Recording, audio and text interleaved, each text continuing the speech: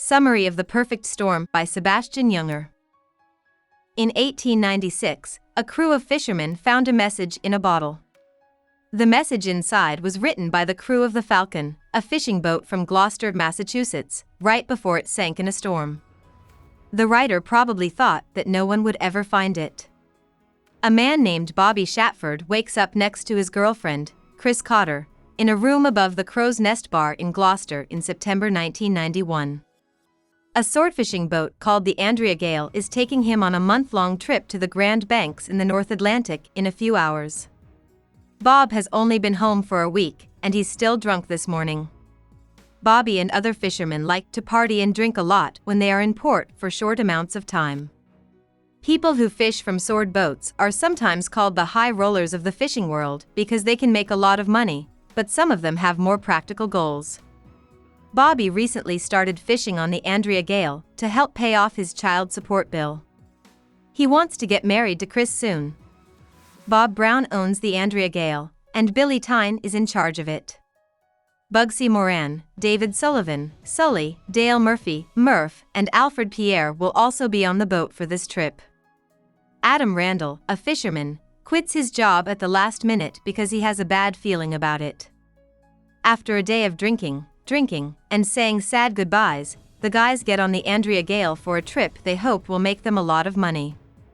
Gloucester has a history of fishing that goes back to the 1600s, mostly for cod and mackerel. In the last 100 years, fishing has changed a lot, especially since ice companies came along and made it possible to bring fresh fish back to port quickly instead of dry fish.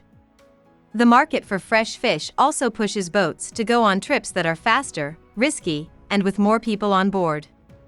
It has always been risky to fish too. The Grand Banks, a famous spot for fishing, is prone to big storms. Besides that, fishing is dangerous. A baiter could get hooked by accident and be pulled overboard before anyone can stop it. In the 1960s and 1970s, longline swordfishing became more common. As fishing gear got better, fish populations started to drop. More rules were put in place for swordfishing in the 1980s, and catch limits were put in place in the early 1990s. It was pretty much a race between boats to get back to port before the limit for the year was met and the fishing grounds closed for the season.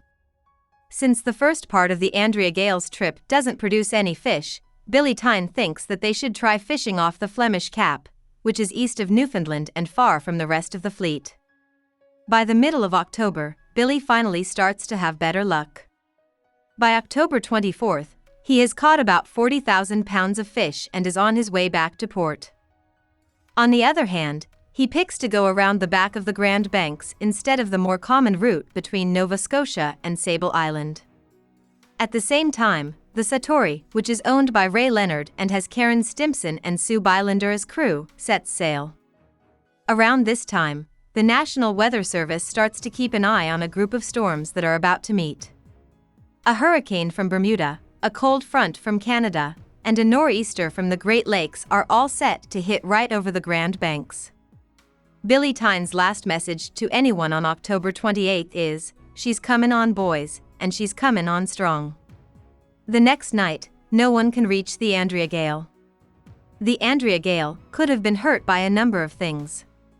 They could have been huge rogue waves that flipped her over, or they could have just been a lot of water. No matter what, the team would have drowned in minutes.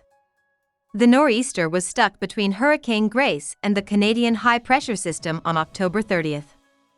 These two systems were spinning in different directions, which is called a retrograde and only happens about once every 100 years. Bob Case is a meteorologist who calls it the perfect storm. The Satori is taking a lot of damage on October 29th. When Karen Stimpson sounds the mayday, the next day a Coast Guard boat called the Tamaroa comes to try to save her. Dave Moore, a rescue swimmer, gets each crew member into a lift basket hanging from a helicopter. They all make it back to Boston alive after several failed attempts. On the same day, the Andrea Gail's owner, Bob Brown, tries several times but fails to reach it. He finally calls the Coast Guard to report it lost. A Japanese sailboat is in trouble at the same time, and the Air Guard sends a pararescue team with pilot Dave Ruvula, co-pilot Busher, flight engineer Jim Maioli, and pararescue jumpers John Spillane and Rick Smith to help. They give up on the dangerous plan, and on their way back to Long Island, they get caught in a huge storm because they didn't have a good weather prediction. Rovula plans to intentionally ditch because he can't do the necessary refueling in the air in these conditions. The Coast Guard pilots who just saved the crew of the Satora are sent back out to help, and the Tamaroa is also shifted to fit the new plans.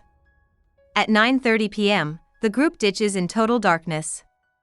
John Spillane hits the Atlantic so hard and fast that he passes out and wakes up badly hurt. After a few hours, he makes his way slowly toward the strobe lights on Rovula and Maioli's suits. They had also successfully ditched. Without much luck and putting his own crew in great danger, Commander Brodnicki of the Tamaroa finds and saves Busher, then Rovula, Maioli, and Spillane, who is so cold and hurt that he can barely hold on to the safety net. But Rick Smith is never found. By October 31st, when it gets dark, 15 planes are desperately looking for the Andrea Gail. But after looking for about a week, all that's ever been found are some floating fuel barrels and an unarmed APIRB, a distress signal, that was left behind off of Sable Island. People back in Gloucester who were close to Chris Cotter and other fishers are having a hard time accepting their deaths. It's like the men have just disappeared.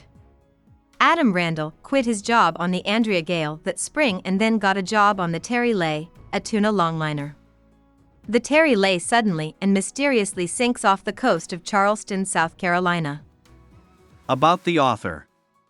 Sebastian Junger was born in Switzerland. His father left Dresden, Germany, during World War II to live in Switzerland. Junger went to Wesleyan University and got his BA in cultural anthropology. He looked into commercial fishing because he liked the idea of dangerous work, which led to his best-selling book, The Perfect Storm. For an article he wrote for Vanity Fair, Junger got a major broadcasting award in 2008. The article was about the U.S. war in Afghanistan and aired on ABC's Nightline. His documentary Restrepo, which is about soldiers lives in the dangerous Korangal Valley, was nominated for an Academy Award. The linked, award-winning book War, 2010, is about the U.S. Army platoon that Junger spent a year researching with. His other books include A Death in Belmont, which tries to figure out who the Boston Strangler was in the 1960s, and Tribe, 2016, which is about how soldiers fit back into society after serving. Junger lives in both New York City and a small town on Cape Cod. Hope we summarized it fully and you liked it. Please hit the like button and subscribe to our channel so that we are motivated to create more videos.